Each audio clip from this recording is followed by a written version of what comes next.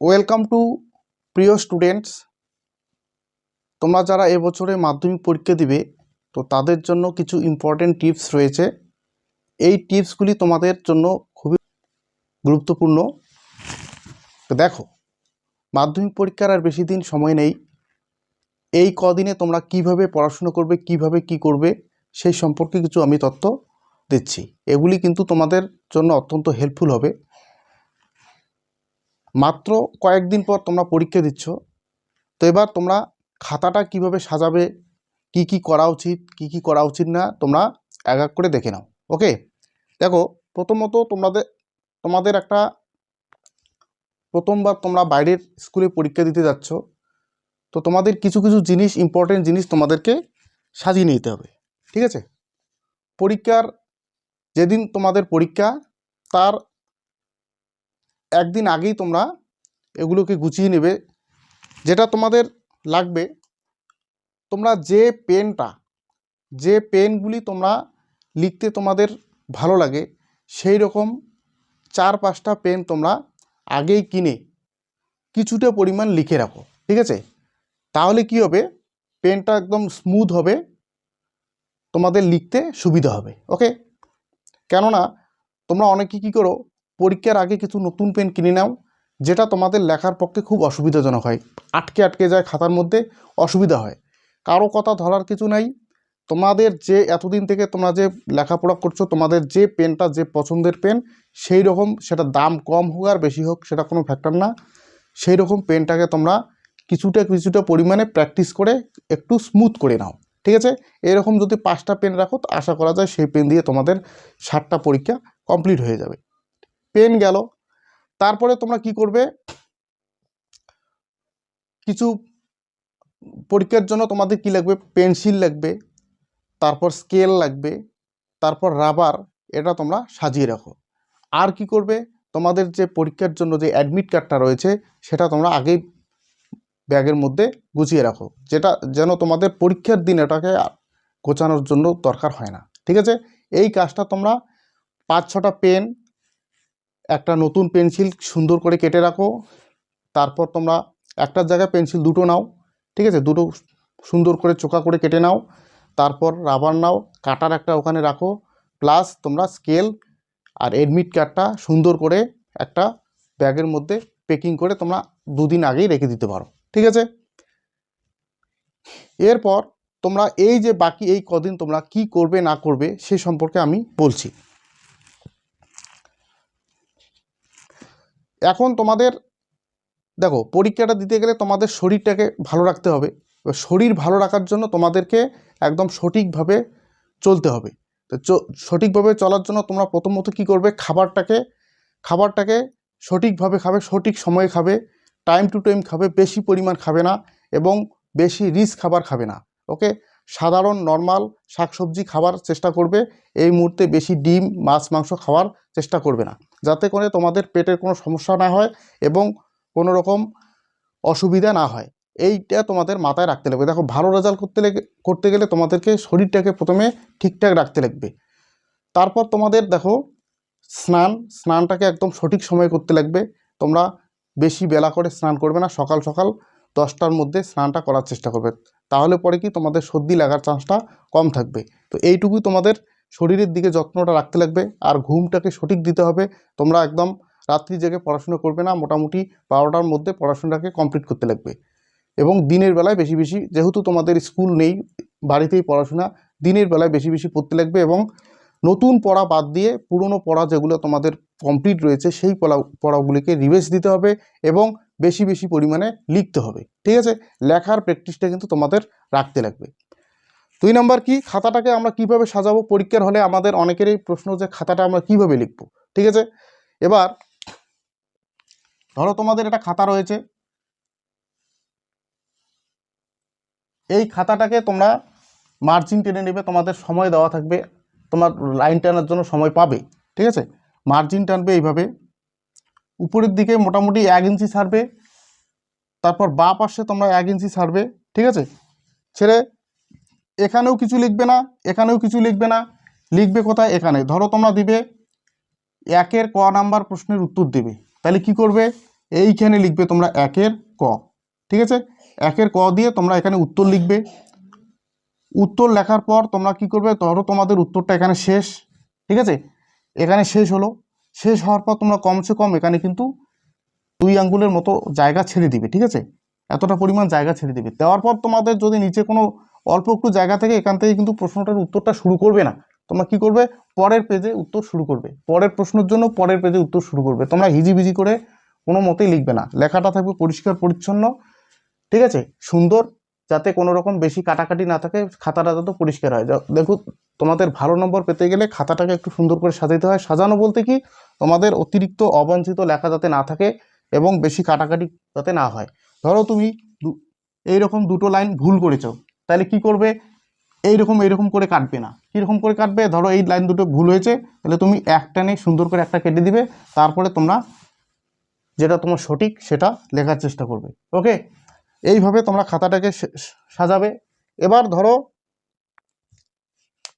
প্রথমে যে খাতাটা দেওয়া থাকে সেই খাতাটা তোমরা লাইন টেনে নিয়েছো, পরের খাতাটা তোমাদের লাইন টানার সময় নেই, ঠিক আছে। তাহলে কি করবে, এইটা ধরো তোমাদের খাতা, এটাতে তোমাদের লাইন টানার কোনো সময় নেই, তাহলে তোমরা কি করবে, এই পাশে 1 ইঞ্চির মতো ভাঁজ করে নেবে, ঠিক আছে। আর এই পাশে করবে কি, এই পাশে 1 ইঞ্চির মতো ভাঁজ করে নেবে, ঠিক আছে। তারপর এটাতে এই পাশে 1 ইঞ্চির মতো ভাঁজ করে নেবে। নেওয়ার পর তোমরা এই যে আমার খাতাটা তৈরি হলো, এই যে জায়গাটা, এই ফোল্ড, এর মধ্যে আমরা এর ভিতরেই লিখবো, ঠিক আছে। এটা হচ্ছে সময় বাঁচানোর জন্য আমার শর্টকাট। কেননা লাস্ট মুহূর্তে দেখবে তোমাদের দেখা গেল 2-3টে প্রশ্ন বাকি আছে, সময়টা খুব সংকীর্ণ, তখন যদি আমরা লাইন টানতে গিয়ে সময়টাকে নষ্ট করি, তাহলে কিন্তু আমাদের পক্ষে সঠিকভাবে মানে সময় আমরা মেনটেন করতে পারবো না। কাজেই ওই সময় আমরা এইভাবে ভাঁজ করে নিব। আবারও বলছি কি, এইরকম করে ভাঁজ করবে, ঠিক আছে। তারপর এই পাশে এটাকেও তোমরা 1 ইঞ্চি ভাঁজ করে নেবে, আর উপর দিয়ে 1 ইঞ্চি ভাঁজ করে নিবে, ব্যাস, ভাঁজের মাঝখানে তোমরা লিখে নিবে। ওকে, তো এই হচ্ছে আমার খাতা তৈরির ব্যাপার, ঠিক আছে। এবারে প্রশ্ন হচ্ছে যে শর্ট প্রশ্ন যে থাকবে তোমাদের পরীক্ষায়, শর্ট প্রশ্ন তোমাদের অনেকগুলো থাকে। অঙ্কে থাকে টোটাল 16টা শর্ট কোশ্চেন, ঠিক আছে। এবার অন্য পরীক্ষার মধ্যে কিন্তু তোমাদের প্রায় 30টা-31টার মতো শর্ট প্রশ্ন থাকে। এই শর্ট প্রশ্নগুলোকে তোমরা কিন্তু প্রথমের দিকে করার চেষ্টা করবে, ঠিক আছে। প্রথমের দিকে 1, 2, 3, 4 এইভাবে প্রথমের দিকে শর্ট প্রশ্নগুলোর উত্তর দেবে। এবার তোমরা ধরো তোমাদের বলছে যে কোনো 6টি প্রশ্নের উত্তর দাও, এমসিকিউ আসলো, যে কোনো 6টি প্রশ্নের উত্তর দাও। সে জায়গায় তোমাদের রয়েছে 60টা প্রশ্ন, ঠিক আছে, সে জায়গায় প্রশ্ন রয়েছে তোমাদের 60টা। তাহলে তোমরা দেখা গেল তোমাদের একটা প্রশ্ন কনফিউশন রয়েছে, তাহলে সেক্ষেত্রে তোমার 60টাই উত্তর দিবে, ঠিক আছে। সেক্ষেত্রে 60টাই উত্তর দিবে। 60টার মধ্যে যদি কোনো একটা ভুল হয়, ভুলটাকে বাদ দিয়ে সঠিক যে 6টা হলো তার জন্য কিন্তু তোমরা নাম্বার পাবে। এই জন্য টেনশনের কিছু নেই, তোমরা যেগুলো শর্ট কোশ্চেন থাকে এগুলো সবগুলো দেওয়ার চেষ্টা করবে, তাহলে তোমাদের ফুল মার্কস পাওয়ার চান্সটা থেকে যাবে। তোমাদের মধ্যে অনেকেই ধারণা রয়েছে যে আমি সবগুলো শর্ট প্রশ্নের উত্তর দিলাম, সেক্ষেত্রে দেখা গেল যে আমার যেটা ভুল হলো সেটার জন্য আমার নাম্বার কাটা যাবে। সেটা কিন্তু মাধ্যমিকের প্রশ্ন মানে গাইডলাইনে সেটা দেওয়া নেই। সেটা আছে কি, তোমার প্রত্যেকটা প্রশ্নের যদি উত্তর দাও যেটা সঠিক হবে তার জন্য তোমরা অবশ্যই নাম্বার পাবে, বেশি উত্তর দিলেও কোনো ফ্যাক্টর নেই। ওকে, এইটুকু মাথায় খেয়াল রাখবে। শর্ট প্রশ্ন তোমরা সবগুলো দেওয়ার চেষ্টা করবে।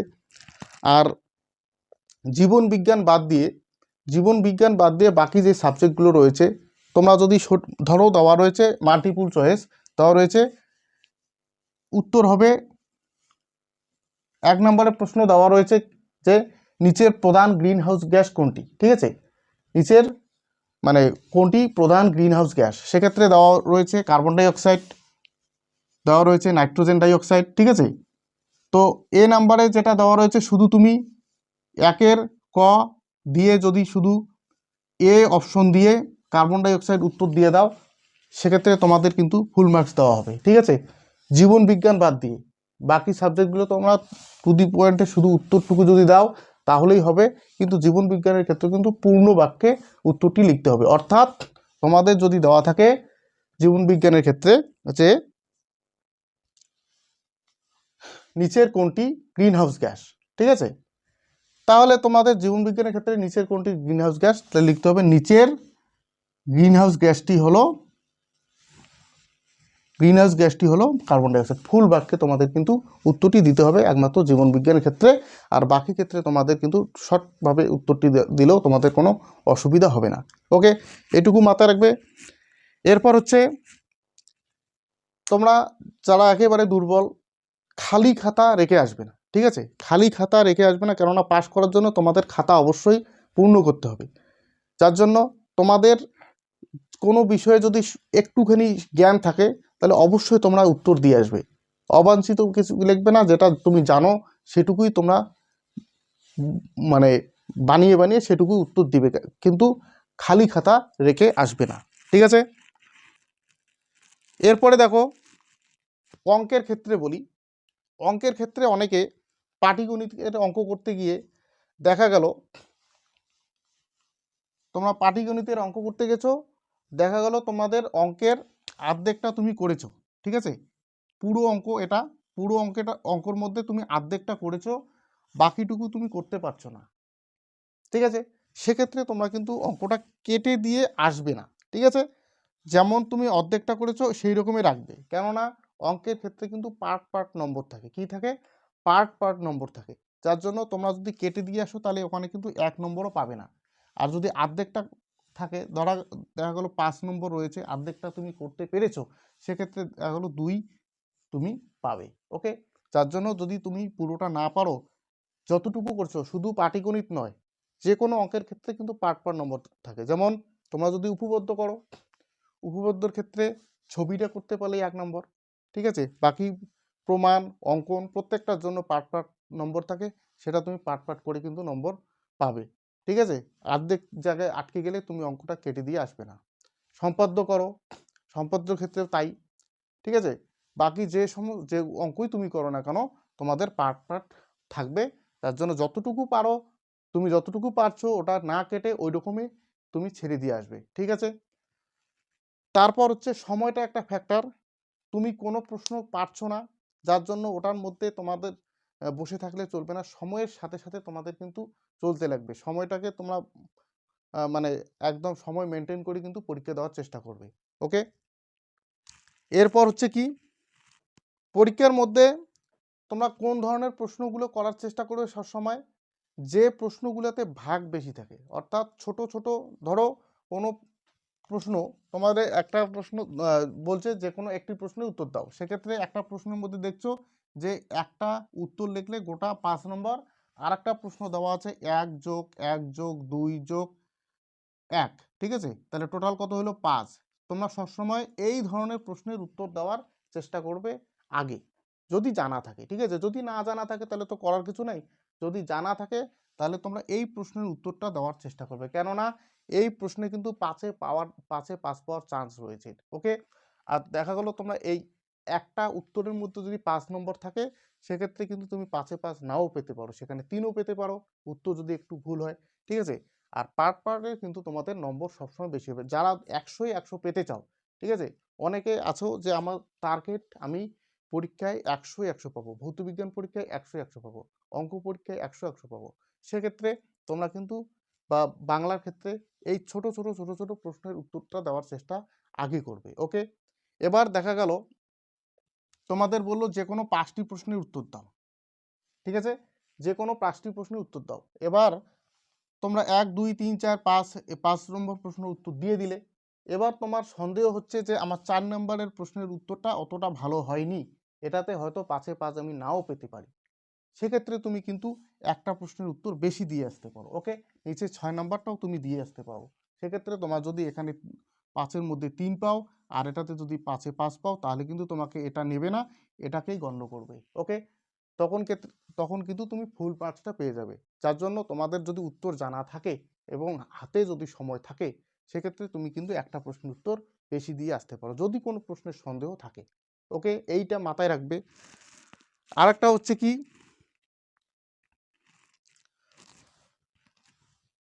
পরীক্ষা যখন শুরু হবে, ঠিক আছে, মাধ্যমিক পরীক্ষা দেওয়ার পর হয়তো কোনো কারণে কারো প্রথম পরীক্ষাটা খারাপ হয়ে গেল, ঠিক আছে, বাংলা পরীক্ষা খারাপ হয়ে গেল, তুমি কিন্তু সেক্ষেত্রে মন খারাপ করবে না। কেননা মন খারাপ করে যদি তুমি পরের দিনের পড়াশোনাটা না করো, যেহেতু তোমাদের কন্টিনিউ পরীক্ষা চলবে, তুমি যা দিছো তোমাকে মনে মনে মনে ভাবতে লাগবে এটাই আমার বেটার এবং আমার থেকে কেউ ভালো পরীক্ষা দিতে পারেনি। এই মানে এই চিন্তা নিয়ে সবসময় চলবে, ঠিক আছে? যেদিনকার যে পরীক্ষা দিচ্ছ সেই দিনের গল্প তোমার সেখানেই শেষ, ঠিক আছে? যেদিন যে পরীক্ষা দিচ্ছ সেই দিনের গল্প তোমার সেই দিনে যখন পরীক্ষা দিচ্ছ তখন শেষ। তার নেক্সট দিনে কি পরীক্ষা হবে সেটা নিয়ে চিন্তা করো, ঠিক আছে? যেদিনের পরীক্ষাটা দিলে তার আগের পরীক্ষাটা নিয়ে তোমার কোনো রকম চিন্তা করার দরকার নেই। তুমি সব সময় মনে রাখবে যে এই পরীক্ষাটা আমার সবার থেকে বেটার হয়েছে, ঠিক আছে? না হলে কিন্তু তুমি যদি বাড়িতে এসে সেগুলোর উত্তর মেলানোর চেষ্টা করো তাহলে কিন্তু তোমাদের নেক্সট পরীক্ষাটা খারাপ হবে। যার জন্য তোমরা মাথা রাখবে যেদিন যে পরীক্ষা হবে সেখানে খাতা বই খাতা যা আছে একদম বন্ধ করে সেটা আউট করে দিতে হবে, ঠিক আছে? আর নেক্সট পরীক্ষার জন্য প্রিপারেশনটা নিতে হবে। তাহলে দেখো, তাহলে আমরা কি কি করব? আমাদের সব সময় মাথায় রাখতে লাগবে যে আমরা একদম এই কদিন একদম সঠিক নিয়মে চলবো, অর্থাৎ ঘুম ঠিকঠাক রাখবো, প্র্যাকটিস বেশি বেশি করে করব, নতুন পড়া একদম পড়বো না, ঠিক আছে? যেগুলো পুরনো পড়া সেগুলোকেই রিভিজ দিব। যে পড়াটা পারি সেটাকে বারবার রিভিজ দেওয়ার দরকার নেই, যেটা আমাদের একটু মানে রিভিজ দেওয়া দরকার, অনেক দিন থেকে রিভিজ দেই না, সেটাকে রিভিজ দিব, ঠিক আছে? আর খাওয়া খাদ্য একদম সাবধানে খাবো, অতিরিক্ত রিচ খাবার খাবো না, বাইরের খাবার খাবো না, ঠিক আছে? স্নান একদম সঠিক টাইমে করব। আমি যা যা বলেছি এই নিয়মগুলোকে আমাদেরকে সঠিকভাবে পালন করতে হবে। এবং তোমরা বেশি মোবাইল টিভি দেখবে না, ঠিক আছে? এই কটা দিন তোমরা সোশ্যাল মিডিয়া থেকে একদম দূরে থাকবে। কেননা সোশ্যাল মিডিয়ায় কি হবে, যদি বাইচান্স তোমরা সোশ্যাল মিডিয়ায় ঢুকে যাও, ফেসবুক দেখতে দেখতে বা অন্য কিছু দেখতে দেখতে দেখবে 1-1.5 ঘন্টা কীভাবে চলে যাবে তোমরা বুঝতে পারবে না। যার জন্য এই কদিন মোবাইল থেকে একদম বিরত থাকতে হবে, ঠিক আছে? তোমরা যা এতদিন নোটপত্র তৈরি করেছো, যা কিছু করেছো সেটা বই থেকে পড়ার চেষ্টা করো এবং নতুন পড়াগুলোকে আর বেশি না দেখে পুরনো পড়াগুলোকে তোমরা রিভাইজ দেওয়ার চেষ্টা করো, ঠিক আছে? এই কদিন তোমরা একদম বেস্ট, তোমাদের যে পড়া বেস্টটাকে তোমরা দাও। এই কটা দিন তোমরা একদম ভালোভাবে প্রিপারেশন নেওয়ার চেষ্টা করো, সময় একদম নষ্ট করবে না, ঠিক আছে? যদি আমার এই টিপস ভালো লাগে তাহলে অবশ্যই সবার মধ্যে শেয়ার করে দিবে। Thank you for watching the video.